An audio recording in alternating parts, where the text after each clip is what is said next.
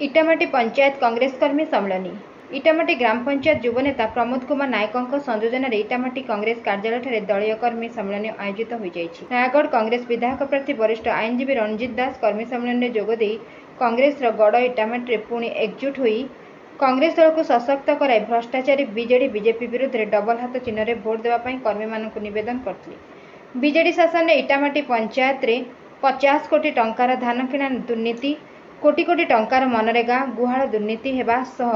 जड़े प्रमुख बीजेडी नेता सरकारी जमी माड़ी प्लटिंग कर बिक्री करथबा कांग्रेस प्रार्थी अभियोग कर इटामाटी को दुर्नीतिर पहाड़ करा जायतिबा अभियोग करथिले।